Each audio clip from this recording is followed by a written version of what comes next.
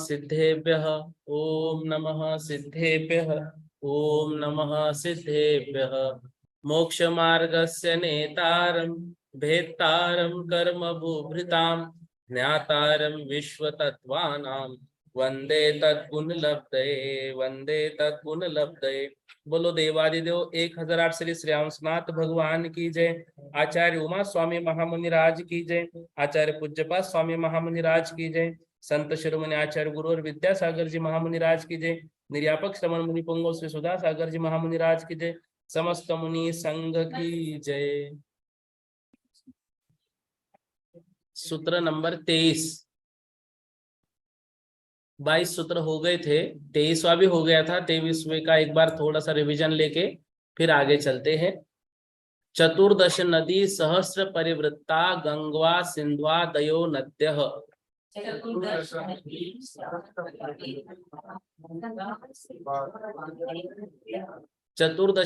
सहस्र परिवृत्ता गंगा सिंध्वा दयो नद्यः।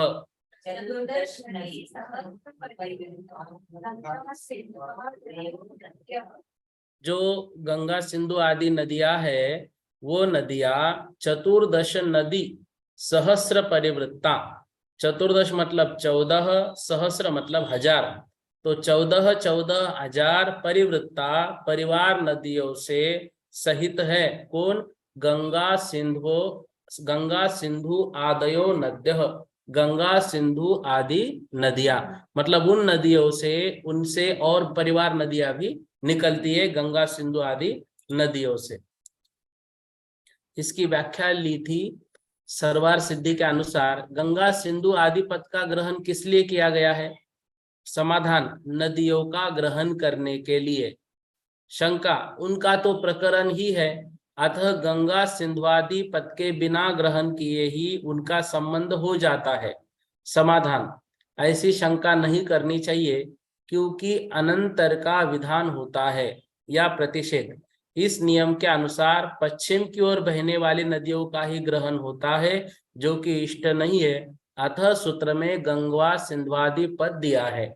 मतलब इससे पहले का जो सूत्र है वो है शेषास्त्व परगाह, मतलब बाकी की नदियां पश्चिम की ओर बहती है। और उसके बाद सीधा ही कह देते कि 14,000 सहस्र नदियों से वो परिवृत्त है, तो वो पश्चिम की ओर बहने वाली का ही विषय होता। तो गंगा सिंधु लेने से पश्चिम की भी आ गई और पूरब की भी आ गई। इस कारण से गंगा सिंधु आदि लेना पद जरूरी है।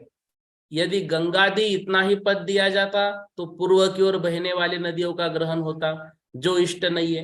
अतः दोनों प्रकार की नदियों का ग्रहण करने के लिए गंगा सिंधुआदि पद का ग्रहण किया है। यद्यपि गंगा सिंधुआदि इतने पद के ग्रहण करने से ही बोध हो जाता है कि ये नदियां है, फिर भी सूत्र में जो नदी पद का ग्रहण किया है वह द्विगुना द्विगुना इसके संबंध के लिए किया है। मतलब जो आगे आगे दुगनी दुनी हो जाएगी, वो 14,000 भी 28, 28, 56 ऐसी होगी। गंगा की परिवार नदियां 14,000 है, इसी प्रकार सिंधु की परिवार नदियां 14,000 है। इस प्रकार आगे की परिवार नदियां विदेह पर्यंत दुनी दुनी होती गई है, और इससे आगे की परिवार नदियां आधी आधी होती गई है। इस बात को बतलाने के लिए सूत्र में वो जो चतुर्दश नदी नदयो पद दिया बहुवचन, तो सारी नदियां द्विगुना द्विगुना लेना आवश्यक है। नहीं, मतलब प्रतिषेध मतलब यहाँ पर निषेध। निषेध मतलब किसका निषेध करना है? शेषास्तो परगाह, पश्चिम का ही सिर्फ हम नहीं ग्रहण करेंगे, यहाँ पर हम ये भी ग्रहण करेंगे कि पूर्व और पश्चिम दोनों ओर का ये हो जाएगा। और अनंतर का मतलब दूसरी बात का। तो या गंगा सिंधु दो पद नहीं लेते ना, तो या तो विषय भटक जाते या फिर सीधा उल्टा ही हो जाता कि सिर्फ पश्चिम की ओर का। तो वो दोनों का निराकरण करने के लिए गंगा सिंधु आदि पद दिया है। ठीक है ना। अब भरत क्षेत्र का विस्तार बता रहे हैं 24 नंबर सूत्र में। भरतः षड्विंशति पंच योजन शत विस्तार षट्चैकोन विंशति भागा योजनस्य।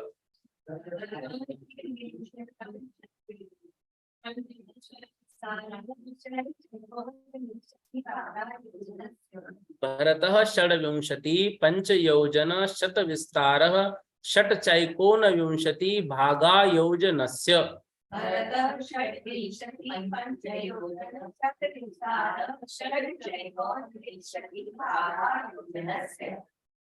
भरत क्षेत्र का विस्तार बता रहे हैं। भरतः भरत क्षेत्र का विस्तार षड्विंशति, षड्विंशति मतलब 26, पंच योजन शत विस्तार मतलब 500, शत तो 526, षड्विंशति मतलब 26, तो 526 योजन विस्तार वाला और षट च एकोन विंशति भागा मतलब 19 भाग उसके किए जाए और उसका छठवां भाग मतलब जम्बू द्वीप के जब 19 भाग करेंगे तो उसका छठवां भाग उसका विस्तार आएगा किसका? भरत क्षेत्र का। तो 526 6/19 इतना भरत क्षेत्र का विस्तार आएगा। किस तरह से आप बता रहे टीका में? यहाँ टीका में पहले षड्विंशति पंच योजना शत विस्तार पद का समास किया गया है, जिसका अभिप्राय यह है कि भरत वर्ष 526 योजन प्रमाण विस्तार से युक्त है। क्या इतना ही विस्तार है? नहीं, क्योंकि इसका एक योजन का 6/19 योजन विस्तार और जोड़ लेना चाहिए। अब इतर क्षेत्रों के विस्तार का विशेष ज्ञान कराने के लिए आगे का सूत्र कहते हैं। राजवार्तिक की थोड़ी व्याख्या है। यद्यपि व्याकरण के नियमानुसार वर्ष शब्द का पूर्व निपात होना चाहिए था, फिर भी अनुपूर्वी दिखाने के लिए वर्षधर शब्द का पूर्व प्रयोग किया है। लक्षण हेतु क्रिया इस प्रयोग के बल से यह नियम फलित होता है। विदेहांत पद से मर्यादा ज्ञात होती है, अर्थात हिमवान का विस्तार 1052 12/19 मतलब दूना, हेमवत का 2005 5/19, महाहिमवान का 4010 10/19, हरिवर्ष का 8421 1/19 योजन, निषद का 16842 2/19 और विधेय का 33,684 4/19 योजन विस्तार ये कहलाता है। ये आगे के सूत्र की व्याख्या होगी। ये क्या? तो दूना विस्तार अब आएगा ना, तो भरत की बात चल रही है। अच्छा, फिर ये पहले जुड़ गया शायद इससे। ये तो सही है ना षड्विंशति वाला? हाँ, मतलब सरवार सिद्धि का ठीक है, राजवार्तिक का आगे का आया। राजवार्तिक का आगे का बता दिया है। अच्छा, वो पिछले सूत्र के हिसाब से बताया, आगे उसका ये नहीं। बराबर, आगे वाले इसमें ये दिया है राजवार्तिक का, विधेय क्षेत्र पर्यंत पर्वत और क्षेत्र क्रमशः दूने दूने है। हाँ। इतना ही लिया राजवार्तिक का, मतलब ये इसका ही लिया, लेकिन व्याख्या अगले सूत्र की उन्होंने की। ठीक है ना। आगे का सूत्र तो इसका है, तद द्विगुण द्विगुण है ना, 25वां है ना। हाँ 25वां। हाँ 25। तद द्विगुण द्विगुण विस्तारा वर्षधर वर्षा विदेहंताः।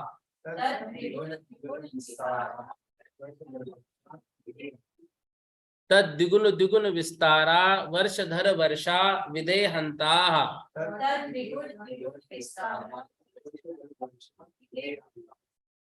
अब कह रहे हैं विदेह विदेहंताः मतलब विदेह पर्यंत पर्वत और क्षेत्रों का विस्तार, तद मतलब जो ऊपर दिया है भरत क्षेत्र का, उस भरत क्षेत्र के विस्तार से द्विगुण द्विगुना मतलब दूने दूने विस्तार वाला है। कौन? वर्षधर और वर्षा, मतलब पर्वत भी और क्षेत्र भी। ठीक है ना। तो ये दोनों दोनों दूने दूने विस्तार वाले हैं। कहाँ तक? विदेहंताः विदेह तक। सरवार सिद्धि जिनका भरत से दूना विस्तार है वे भरत से दूने दूने विस्तार वाले कहे गए हैं। यहाँ तद द्विगुण द्विगुण विस्तार में बहुव्रीहि समास है। शंका, वे दूने दूने विस्तार वाले क्यों है, सॉरी क्या है? समाधान, पर्वत और क्षेत्र। शंका, क्या सबका दूना दूना विस्तार है? समाधान, नहीं, किंतु विधेय क्षेत्र तक दूना दूना विस्तार है। क्षेत्र और पर्वतों का विस्तार क्रम से किस प्रकार है, इस बात को बतलाने के लिए आगे का सूत्र कहते हैं। राजवार्तिक में कह रहे हैं विधेय क्षेत्र पर्यंत पर्वत और क्षेत्र क्रमशः दूने दूने विस्तार वाले है। ठीक है ना? इसमें वो देवियों का जो प्रकरण है तो वो भी दुगने दुगने होते हैं। दो नहीं, देवियां तो रहेगी एक एक ही, जो बस पहले- उनके कमल का महल का आकार दूना दूना होगा। अच्छा, दिव्य उतनी है। हाँ, देवियां तो उतनी श्री री हाँ। वृद्धि कीर्ति उन देवियों की पर्टिकुलर संख्या दुगनी होगी ऐसा नहीं बताया, कई स्त्री- लेकिन ये है कि उसमें देवियां एक ही नहीं है, मतलब उस कमल में जो देवियां रहेगी उनका नाम श्री रहेगा, ऊपर जो रहेगी उनका नाम धृति रहेगा, मतलब पर्टिकुलर एक ही देवी होगी ऐसा नहीं है। एक नाम वाले भी हाँ, बहुत सारे तो रहेंगे, संख्या जो है तो लेकिन वो दुगनी होगी ऐसा नहीं लिखा, दुगनी होगी ऐसा नहीं लिखा, क्योंकि हो सकता है यूं कि उनकी हाइट भी देवियों की उस अपेक्षा, मतलब पढ़ने में नहीं आए, बता रहा हूं अंदाजा, हो सकता है ज्यादा हो। आता है शंका वैसे। हाँ, एक मन में वैसा आता है विचार। 26वां सूत्र, उत्तरा दक्षिण तुल्याः, दक्षिण तुल्या उत्तरा दक्षिण तुल्याः। उत्तरा मतलब उत्तर के क्षेत्र की व्यवस्था, दक्षिण तुल्याः उत्तर के क्षेत्र और पर्वतों का विस्तार दक्षिण के क्षेत्र और पर्वतों के समान है। मतलब भरत क्षेत्र कहाँ पर आ रहा है? दक्षिण में, हम कहाँ रहेंगे? दक्षिण में, ठीक है ना?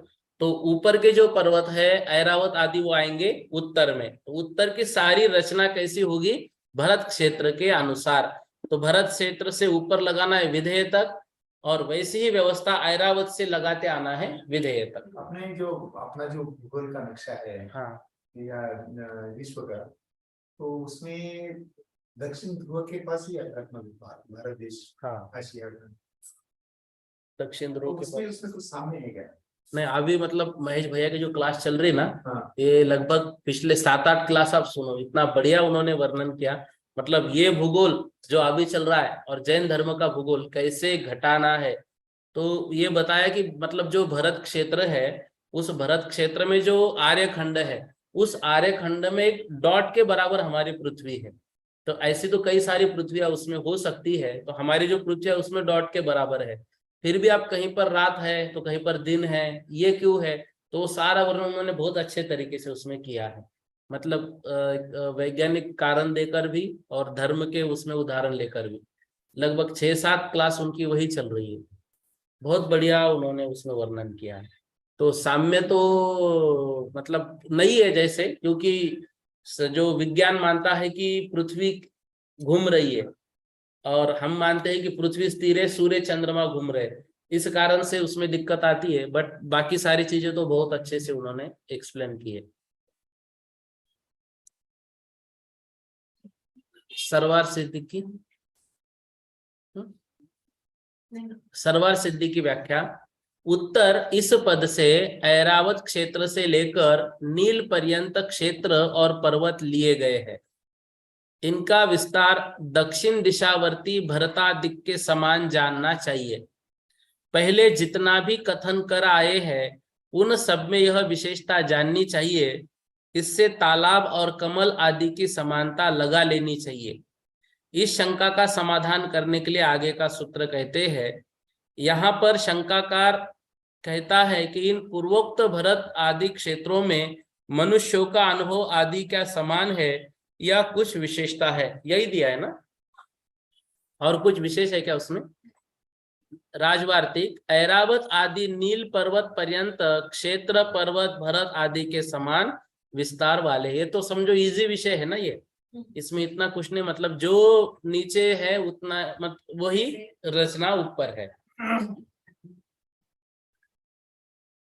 27, अब उसमें भरत और ऐरावत क्षेत्र में काल परिवर्तन कैसा है? भरत ऐरावतयो वृद्धि ह्रासो षट समयाभ्याम उत्सर पिण्य वसर पिनिभ्याम।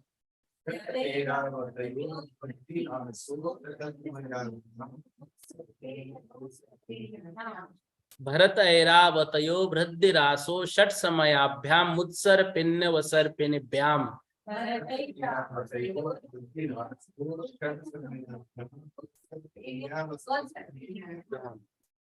भरत ऐरावत में, भरत और ऐरावत क्षेत्रों में वृद्धि और ह्रास होता है। क्यों? षट समयाभ्याम, 6 समयों की अपेक्षा। वे 6 समय कौन से है? जो काल, 6 प्रकार के काल कैसे आते हैं वो? उत्सर्पिणी अवसर्पिणी भ्याम। उत्सर्पिणी और अवसर्पिणी के जो 6 काल आते हैं, उस काल के अनुसार भरत और ऐरावत क्षेत्र में रहने वाले मनुष्य तिर्यंचों के आयु में, उनकी अवगाहना में वृद्धि और ह्रास होता रहता है। सर्वार सिद्धि में व्याख्या कर रहे हैं, वृद्धि और ह्रास इन दोनों पदों में कर्मधारय समास है। शंका, किनकी अपेक्षा वृद्धि और ह्रास होता है? समाधान, उत्सर्पिणी और अवसर्पिणी संबंधी 6 समयों की अपेक्षा। शंका, किनका 6 समयों की अपेक्षा वृद्धि और ह्रास होता है? समाधान, भरत और ऐरावत क्षेत्र का। इसका यह मतलब नहीं कि उन क्षेत्रों का वृद्धि और ह्रास होता है, क्योंकि ऐसा होना असंभव है, किंतु उन क्षेत्रों में रहने वाले मनुष्यों का वृद्धि और ह्रास होता है। अथवा भरत ऐरावतयोः षष्ठी विभक्ति न होकर अधिकरण में यह निर्देश किया है, जिससे इस प्रकार अर्थ होता है कि भरत और ऐरावत क्षेत्र में मनुष्यों की वृद्धि और ह्रास होता है। मतलब षष्ठी और सप्तमी विभक्ति में एक ही तरह से चलता है बहुवचन। तो अगर षष्ठी विभक्ति लेंगे तो का की के अर्थ होता है भरत और ऐरावत क्षेत्र का, और सप्तमी विभक्ति लेंगे तो अधिकरण में पर भरत और ऐरावत क्षेत्र में। तो सप्तमी विभक्ति लगाना ज्यादा उचित है, क्योंकि भरत और ऐरावत क्षेत्र में वृद्धि ह्रास नहीं होता, बल्कि भरत और ऐरावत क्षेत्र में रहने वाले मनुष्य और तिर्यंचों के वृद्धि और ह्रास होता है। शंका, यह वृद्धि और ह्रास किम निमित्तक होता है? समाधान, अनुभव, आयु और प्रमाण आदि निमित्तक होता है। अनुभव उपभोग को कहते हैं, जीवित रहने के परिणाम को आयु कहते हैं, शरीर की ऊंचाई को प्रमाण कहते हैं। इस प्रकार इत्यादि कारणों से मनुष्यों का वृद्धि और ह्रास होता है। तो उपभोग तो हम समझते हैं कि मतलब पहले जो कालों में भोग ज्यादा है चतुर्थ तक, और वहां से फिर कम कम हो जाते हैं। बाकी तो ये आयु और शरीर का मालूम ही है। यह वृद्धि और ह्रास किस निमित्त से होता है? समाधान, ये काल के निमित्त से होते हैं। वह काल 2 प्रकार का है, उत्सर्पिणी और अवसर्पिणी। इनमें से प्रत्येक के 6 भेद है। ये दोनों काल सार्थक नाम वाले हैं। जिसमें मनुष्यों के अनुभव आदि की वृद्धि होती है वह उत्सर्पिणी काल है, जिसमें इनका ह्रास होता है वह अवसर्पिणी काल है। अवसर्पिणी के 6 भेद हैं, सुषमा सुषमा, सुषमा सुषमा दुष्मा, दुष्मा सुषमा, दुष्मा और अति दुष्मा। मतलब अभी जो हमारा चल रहा है अवसर्पिणी काल। इसी प्रकार उत्सर्पिणी में भी अति दुष्मा से लेकर सुषमा सुषमा तक 6 प्रकार होते हैं। अवसर्पिणी काल का परिमाण 10 कोड़ा कोड़ी सागरोपम है। उत्सर्पिणी का भी इतना ही है। ये दोनों मिलकर एक कल्पकाल कहे जाते हैं।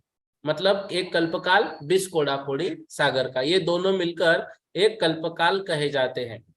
इनमें से सुषमा सुषमा 4 कोड़ा कोड़ी सागरोपम है। इसके प्रारंभ में मनुष्य उत्तर कुरु के मनुष्यों के समान होते हैं।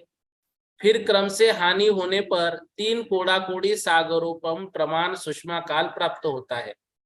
इसके प्रारंभ के मनुष्य हरिवर्ष के मनुष्यों के समान होते हैं। तदनंतर क्रम से हानि होने पर 2 कोड़ा कोड़ी सागरोपन प्रमाण सुषमा दुष्मा काल प्राप्त होता है। इसके प्रारंभ में मनुष्य हेमवत मनुष्यों के समान होते हैं। तदनंतर क्रम से हानि होकर 42,000 वर्ष कम एक कोड़ा कोड़ी सागरोपन प्रमाण दुष्मा सुषमा काल प्राप्त होता है। इसके प्रारंभ में मनुष्य विधेय क्षेत्र के मनुष्यों के समान होते हैं।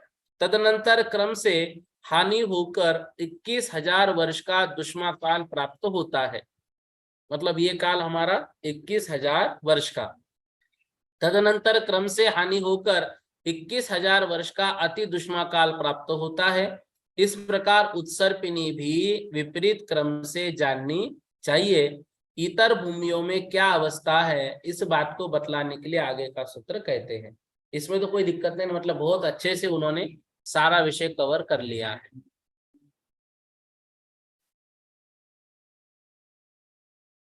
राजवार्तिक का लिया है इसमें, लेकिन वही वही विषय इसलिए नहीं पढ़े थे उसको, आयु ही उन्होंने बताई है। 28वां सूत्र, ताभ्याम परा भूमयो वस्थिताः। ताभ्याम परा भूमयो वस्थिताः। अब कह रहे हैं ताभ्याम परा, उन दोनों से परा, भूमयो भूमिया, अवस्थिताः अवस्थित है। ताभ्याम मतलब उन दोनों के अलावा, उन दोनों के अलावा भरत और ऐरावत क्षेत्र के अलावा शेष भूमिया अवस्थिताः अवस्थित है। मतलब उसमें काल परिवर्तन नहीं होता है, मात्र भरत और ऐरावत क्षेत्र में ही वो व्यवस्था दी है। सर्वार सिद्धि सूत्र में ताभ्याम पद से भरत और ऐरावत क्षेत्र का ग्रहण किया है। इन दोनों क्षेत्रों से शेष भूमिया अवस्थित है। उन क्षेत्रों में उत्सर्पिणी और अवसर्पिणी काल नहीं है। इन भूमियों में मनुष्य क्या तुल्य आयु, क्या ही लिखा है क्या? इन भूमियों में मनुष्य क्या तुल्य आयु वाले होते हैं या कुछ विशेषता है, इस बात को बतलाने के लिए आगे का सूत्र कहते हैं। राजवार्तिक में इतना ही कह रहे हैं, भरत और ऐरावत क्षेत्र के सिवाय अन्य भूमियों में परिवर्तन नहीं होता है, वे सदा एक सी रहती है। ठीक है ना। 29वां सूत्र, एक द्वित्रिपल्लोपमस्ततयो हैमवतक हारि वर्षक दैव पूर्वकाः।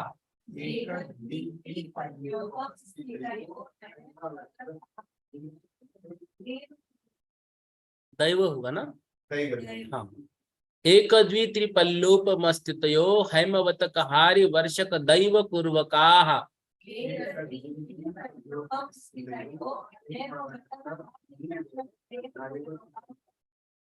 कह रहे हैं जो एक द्वि त्रिपल्लोपम, 1, 2 और 3 पल्लोपम प्रमाण है, स्थिति मतलब आयु, कहाँ पर? हैमवत, हरिवर्ष और देवकुरु। हैमवत क्षेत्र, हरि क्षेत्र और देवकुरु, विधेय क्षेत्र में जो देवकुरु है वहां पर। तो हैमवत की 1 पल्य, हरिवर्ष की 2 पल्य और देवकुरु में 3 पल्योपन प्रमाण स्थिति है वहां के मनुष्यों की। सर्वार सिद्धि में कह रहे हैं, हैमवत क्षेत्र में उत्पन्न हुए हैमवतक कहलाते हैं। यहाँ हैमवत शब्द से ऊय प्रत्यय करके हैमवतक शब्द बना है, जिससे मनुष्यों का ज्ञान होता है। इस प्रकार आगे के हरिवर्षक और दैवपूर्वक इन 2 शब्दों में जान लेना चाहिए। हैमवतक आदि 3 है और एक आदि 3 है, मतलब क्षेत्रों के नाम भी 3 है और उनकी स्थिति भी 3 प्रकार से दी है। यहाँ इनका क्रम से संबंध करते हैं, जिससे यह अर्थ हुआ कि हैमवत क्षेत्र के मनुष्यों की स्थिति 1 पल्योपम है, हरिवर्ष क्षेत्र के मनुष्यों की स्थिति 2 पल्योपम है और देवकुरु क्षेत्र के मनुष्यों की स्थिति 3 पल्योपम है। ढाई द्वीप में जो 5 हैमवत क्षेत्र है उनमें सदा सुषमा दुष्मा काल है। वहां मनुष्यों की आयु 1 पल्योपम है, शरीर की ऊंचाई 2000 धनुष्य है, उनका आहार 1 दिन के अंतराल से होता है और शरीर का रंग नील कमल के समान है। 5 हरिवर्ष नाम के क्षेत्रों में सदा सुषमा काल रहता है। वहां मनुष्यों की आयु 2 पल्योपम है। शरीर की ऊंचाई 4000 धनुष्य है। उनका आहार 2 दिन के अंतराल से होता है और शरीर का रंग शंख के समान सफेद है। 5 देवपुरु नाम के क्षेत्र में सदा सुषमा सुषमा काल है। वहां मनुष्यों की आयु 3 पल्योपम है। शरीर की ऊंचाई 6000 धनुष्य है। उनका भोजन 3 दिन के अंतराल से होता है और शरीर का रंग सोने के समान पीला है। ठीक है ना? ये 5 की संख्या हेदिल के हिसाब से, मतलब हाँ, 5 5 5 पूरे 2.5 द्वीप के अनुसार। हाँ, उत्तर दिशावर्ती क्षेत्रों में क्या अवस्था है, इस बात को बतलाने के लिए आगे का सूत्र कहते हैं। अब इसमें जो मतलब इसका पहला क्षेत्र दिया है ना, हेमवत क्षेत्र, उसका शरीर का रंग नील के समान, मतलब नील कमल के, तो नीला इसी तरह से मानेंगे जैसे मतलब अभी जो अवतार मूवी आई है, एक बता रहा हूँ, जैसे उनका पूरा शरीर रचना उन्होंने नीली की है, तो कहीं ना कहीं ये जो डायरेक्टर है विदेश के या साइंटिस्ट है, मतलब हमारे शास्त्र कितने पढ़ रहे हैं और उससे ही वो सब तरक्की करते जा रहे हैं, और हम लोग सिर्फ पढ़ नहीं रहे, इस कारण से कितना पीछे रह पा रहे। तो ये सब है। अब उन्होंने जो अलग से वो उसको द्वीप बनाया है, तो ये हमारे द्वीप ही तो है, मतलब कितना सारा उन्होंने अपने से लिया, और वो खुद ये कहते कि हमारे दिमाग की उपज है ऐसा। तो ये सब बातें हैं, मतलब कितना नॉलेज भरा हुआ है अपने पास, बस उपयोग नहीं ले रहे हैं। वो उपयोग करके दे रहे हैं, इसलिए उस उनके दिमाग का है। हाँ, वो उनका नाम हो रहा ना, जैसे विमान का जो नाम है तत्वार सूत्र से और प्राचीन कहाँ मिलेगा, तो लेकिन फिर भी राइट्स बंधु के अनुसार जाता है। तो जैसे गंधास्ति महाभाष्य है, तो अब जैसे उनमें विमान की संरचना होगी तो कैसे निर्माण है वो भी उसमें बताया होगा ना, इतनी व्याख्या करनी है तो वही उन्होंने लिया होगा। बट हमारी ये विडंबना कि हम ध्यान नहीं दे पा रहे हैं इन सब चीजों के ऊपर। पहले फोटो आया है पौधों का साथ लेते हुए, हाँ वीडियो आया है, वो उनके नाम पे चले गए ना कि पौधों में। हाँ, उन्होंने खोज, बस बस बस खोज उनकी हो गई वो। मतलब इसका मतलब क्या है कि हमको जो है ना, नई पीढ़ी जो अच्छी पढ़ाई कर रहे हैं उनको थोड़ा धर्म से जोड़ना है। मतलब क्या हो रहा है, जो धर्म पढ़ रहे हैं वो सिर्फ पंडित या उसमें ही आगे बढ़ रहे हैं, उनको साइंस मालूम नहीं, और जो साइंस पढ़ रहे हैं वो इन चीजों को नहीं पढ़ रहे। तो इस कारण से दोनों में अगर कोई अपना जैन धर्म का व्यक्ति भविष्य में ये सिद्ध कर दे कि पृथ्वी स्थिर ही है, तो कितना बड़ा काम हो जाएगा। और न्यूटन क्या, मतलब सारे जो साइंटिस्ट है उनसे बहुत बड़ा व्यक्ति ये माना जाएगा। तो इससे बस प्रूफ देने पड़ेंगे। इसमें सबसे बड़ी दिक्कत ये होती है, जो डेटा कलेक्शन करना पड़ता है इसके लिए, तो वो करने के लिए हमारे पास ना दिमाग है ना हम उतनी सामग्री जुटा पाते, इंस्ट्रूमेंट जो रहते हैं। हाँ ना, हाँ ना, कहीं ना कहीं दिक्कत होगी, लेकिन देखो आप, न्यूटन से पहले भी एप्पल नीचे ही गिरता था, बस उसने उसको ये किया कि भाई, हाँ, तो वो नाम दिया उसने। नाम दिया, लेकिन उसके लिए जो प्रोसेस होती है ना, हाँ तो वो प्रोसेस करने के लिए अपने यहाँ अपन सिर्फ अनुकरण करते हैं या देखा देखी जो है वही उसको वही आप छाप देते हैं। ये नहीं, अभी महेश भैया की कक्षा में उन्होंने उस दिन बताया, मतलब जब उनके शिविर अमेरिका में आदि लगे, तो नासा के बहुत सारे जो लोग हैं उनकी मिसेस इनके क्लासों को आती थी, तो उन्होंने बोला कि हमारे यहाँ पर जो लाइब्रेरी है उसमें अधिकतर वो लोग जैन शास्त्र पढ़ते हैं, और कितनी सारी बातें भैया ने उसमें बताई कि ये ऐसा ऐसा ये पढ़ते, ये लॉजिक बताते, फिर ये करते। तो अपने शास्त्रों को बार बार पढ़ रहे, क्योंकि उनको मालूम है सत्य यही है और कहीं नहीं है। बस उसका गर्व हमको नहीं है, मतलब अपने समाज को नहीं है उस चीज के, ये महत्व को नहीं समझ पा रहे। तो इसलिए आप ये अभी जो नील कमल के समान आया तो ध्यान आया कि वैसा ही वो संरचना सब उन्होंने की ये है। तो बात आप ये कह रहे हो, विशाल मंत्री का ये पढ़ रहा हूँ मैं, जीवनी विज्ञान श्वेतांबर ब्रह्मन की जन्म लेकर तो आरिका बनती है। हम अपने जैन कुल में पैदा होकर भी हम जैन दर्शन नहीं कर सकते, है विडम्बना है। इतना बड़ा ये है। अब वो गणेश प्रसाद जी वर्णी, पढ़ना चाहिए, वो बहुत अच्छी किताब, लिखी भी बहुत अच्छी है। एक बार हाथ में लिए कादम्बरी में सब कुछ बोलते हैं। कौन से किताब ऐसी नाम? विशाल विज्ञानमती माता जी विशाल के। व्यक्तित्व ऐसा नाम है विज्ञान। PDF में आएगा ना। अच्छा, नहीं विज्ञानमती माता जी जो है ना बहुत गजब की लेखिका है, वो बहुत वो अच्छा है। इंदौर से आते हैं PDF उससे आएगा ये उनका। ये अभी सिद्धपुर में भी मीना दीदी था, पूछिए। तो ये लेके आई, उसने पढ़ा, मैंने भी पढ़ा। तो जय जिनेन्द्र भैया, जय जय जिनेन्द्र। जिनेन्द्र। नव वर्ष की खूब खूब शुभकामनाएं भैया, खूब पढ़ने ज्ञान का कदम बढ़े। और अपन जो बोल रहे हैं कि अपने से अपने को है ना ये विज्ञान के तरीके से जो सिद्ध करना है, तो कार्यशाला अपने को चाहिए। अपने पास जैन समय पैसा तो बहुत है, पर इस चीज के लिए है ना वो जो साधन चाहिए, वो साधन अपनाने की व्यवस्था करते ही नहीं ना। वही उसमें वही वो भैया अभी हमारे यहाँ वही बात कर रहे हैं कि अपने पास कार्यशाला की कमी है। तो देखो अब जो कमी है वो तो हमको दूर करनी पड़ेगी, थोड़ा मेहनत उसमें, वही विषय यहाँ पर भी चल उसके रहा लिए था। ना, हाँ उसके लिए आप लोगों को महाराज जियों को बोल के ना, फिर वो जो बोलेंगे ना वो शंखनाद करते हैं, तो पब्लिक सब अलर्ट हो जाती है फिर। हाँ ठीक है ना, करेंगे इस विषय में भी। थोड़ा आप लोग भी उसको थोड़ा सा बात करते, महाराज जी के पास जब आप जाते हैं तो इस विषय में शंका रखेंगे तो वो बात अलग होती है। अब हम लोग जो जाते हैं तो हमारे विषय इतने सारे होते हैं साल भर के, तो उसमें से क्या पूछना क्या नहीं वो बातें हो जाती है।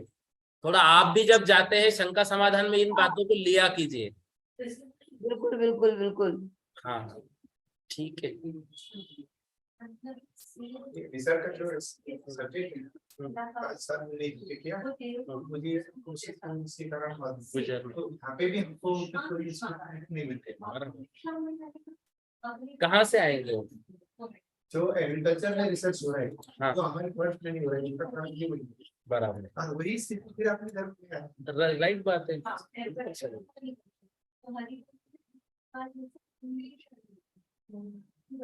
ठीक है ना, एक राजवार्तिक का थोड़ा सा।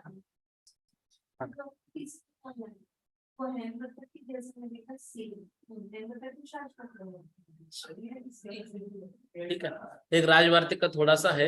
हेमवतक, हरिवर्षक और देवकुरुवक का अर्थ है इन क्षेत्रों में रहने वाले मनुष्य। मतलब जो क लगा है ना, ये कितनी अच्छी बात हमको नॉलेज हो गई कि उन लोगों के लिए है। तो जो दैव कुरु लिया है, मतलब देव कुरु ना लेके, वो इसलिए कि वहां के रहने वाले लोग, न कि क्षेत्र। पांचों हेमवत क्षेत्र के मनुष्यों की आयु एक पल्य, शरीर की ऊंचाई 2000 धनुष्य और रंग नील कमल के समान, दूसरे दिन आहार करते हैं। यहाँ सुषमा दुष्मा काल अर्थात जगन्य भोग भूमि सदा रहती है। बाकी के क्षेत्रों में जो है वो अन्य क्षेत्र में सुषमा काल रहता है। इसमें मनुष्यों की आयु 2 पल्य, शरीर की ऊंचाई 4000 धनुष्य, रंग शंख के समान, धवल है। ये तीसरे दिन भोजन करते हैं। पांचों देवकुरु में सुषमा सुषमा अर्थात प्रथम भोग भूमि सदा रहती है। इसमें मनुष्यों की आयु 3 पल्य, शरीर की ऊंचाई 6000 धनुष्य और रंग स्वर्ण के समान होता है। ये चौथे दिन भोजन करते हैं। मतलब जितने आयु है उतने दिन का इनके भोजन का ज्ञाप है। ठीक है ना। एक शंका और। हाँ पूर्णिमा दीदी बोलिए। जय जिनेन्द्र भैया जी। जय जिनेन्द्र। हाँ, नए साल की शुभकामनाएं आपको और सभी को। हाँ, मेरा प्रश्न ये था कि जैसे अभी ये अपने है ना, तो ये जो है क्या बोलते हैं, हेमवत क्षेत्र में तो तीसरा काल बताया है, जगन्य भोग भूमि। हाँ। और एक सूत्र में और आगे चल रही हूँ जो कि कल आप पढ़ाओगे, लेकिन मैंने कल पढ़ा था उसके अंदर कि उसका 31वां नंबर का सूत्र भैया जी, तो वहां लिखा है कि सुषमा दुष्मा काल के अंत के समान काल सदा अवस्थित है। अरे विदेश क्षेत्र में भी विदेश क्षेत्र में तो चौथा काल रहता है हमेशा। तो उसके अंदर सुषमा दुष्मा काल के अंत के समान काल अंत सदा के समय मतलब देखो जो जो उस समय आयु रहेगी ना, तो अंत में होते होते जितनी बचेगी उतना विदेश क्षेत्र में हमेशा रहेगी। जो शुरुआत में आयु ली है ना, वो कम कम होते होते होते होते अंत में एक आयु बनेगी। अब उतनी जो बनेगी वो विदेश क्षेत्र में कंपलसरी रहेगी। इतना अभी समझो, फिर वो कल 31वें सूत्र के समय उस विषय को समझेंगे। ठीक है ना। ठीक है भैया जी। हाँ, सुषमा दुष्मा में मतलब एक ही आयु फाइनल नहीं है, वो कम कम कम कम घटते हुए आएगी, अवसर पीने में उत्सर पीने में बढ़ती हुई जाएगी। ठीक है। हाँ ठीक है, ठीक। हाँ, 31वां सूत्र कर लेते हैं ना। मतलब ऐसा तो नहीं हो रहा ना ज्यादा हो रहा है, अभी इतना इतना विषय तो जरूरी है। हाँ ठीक है। ततोत्तराः तथोत्तराः।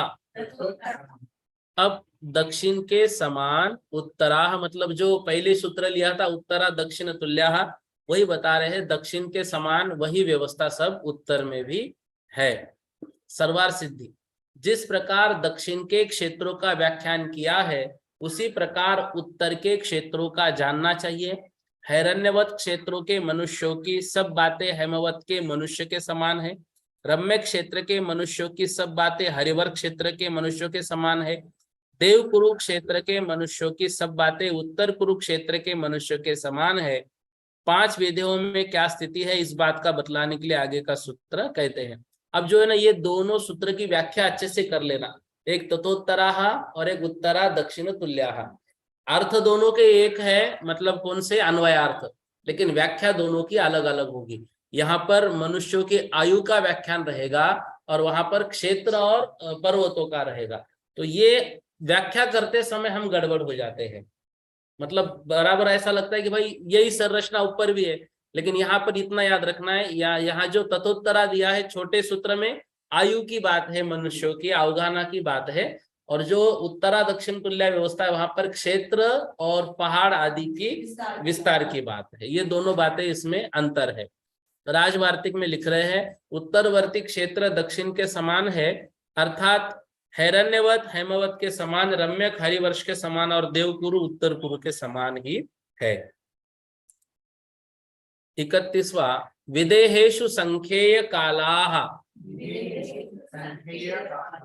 विदेहेषु संख्येय कालाः। विदेह क्षेत्र में क्या व्यवस्था है, क्योंकि सारे ले लिए, देवकुर उत्तर कुरु भी ले लिए, अब विदेह क्षेत्र सिर्फ बचा पर्टिकुलर। तो विदेहों में संख्यात वर्ष की आयु वाले मनुष्य हैं। सर्वार सिद्धि, 1,00,000 योजन प्रमाण जम्बू द्वीप के विस्तार के 190 भाग करने, 32वीं की व्याख्या है कि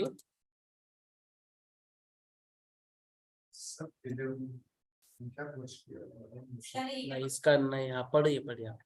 सब विदेहों में संख्यात वर्ष की आयु वाले मनुष्य होते हैं। वहाँ सुषमा दुष्मा काल के अंत के समान काल सदा अवस्थित है। मनुष्यों के शरीर की ऊंचाई 500 धनुष होती है। वे प्रतिदिन आहार करते हैं। उनकी उत्कृष्ट आयु 1 पूर्व कोटि वर्ष प्रमाण और जघन्य आयु अंतर मुहूर्त प्रमाण है। इसके संबंध में एक गाथा कही जाती है।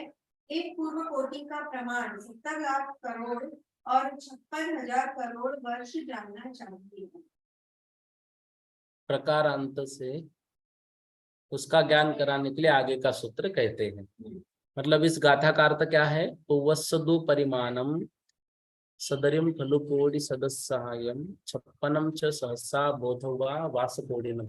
1 पूर्व कोटि का प्रमाण 70 लाख करोड़ और 56,000 करोड़ वर्ष जानना चाहिए। 1 पूर्व कोटि की मतलब वो ये व्याख्या कर रहे हैं, ठीक है ना। वो एकत्रित है, दो संख्या नहीं है। 1 पूर्व कोटि का प्रमाण है ना, मतलब 1 पूर्व कोटि का वो प्रमाण है। 1 पूर्व कोटि कितनी पकड़ेंगे, तो हमारे हिसाब से 70 लाख करोड़ 56,000 करोड़ वर्ष। 70 लाख करोड़ और 56,000, और यानी दो संख्या नहीं आएगी। नहीं, मतलब एक ही संख्या, 70,56,000 करोड़ वर्ष, ऐसा। ये तो क्लियर हो गया ना, ये तो इतना ज्यादा इसमें कुछ नहीं है। मतलब सब विधेयों में संख्यात वर्ष की आयु वाले मनुष्य है। वहां काल सुषमा दुष्मा काल के अंत के समान काल। तो सुषमा दुष्मा काल के अंत के समान जो पूर्णिमा दीदी भी पूछ रहे हैं, इसका मतलब है सुषमा दुष्मा के शुरुआत में अधिक सुख है और नीचे नीचे कम होते होते सुषमा दुष्मा के अंत में जो व्यवस्था रहेगी वही चौथे काल में व्यवस्था रहती है। तो मनुष्यों के शरीर की ऊंचाई 500 धनुष, आहार वो प्रतिदिन करेंगे, और जो ऐसे सुषमा दुष्मा काल वाले हैं वो आहार 1 दिन के बाद करते हैं, लेकिन अंत में वो प्रतिदिन आहार करेंगे। उनकी उत्कृष्ट आयु 1 पूर्व कोटि वर्ष प्रमाण है और जघन्य आयु अंतर मुहूर्त प्रमाण है, ठीक है ना। इतना यहाँ पर आज हम पढ़ लेते हैं।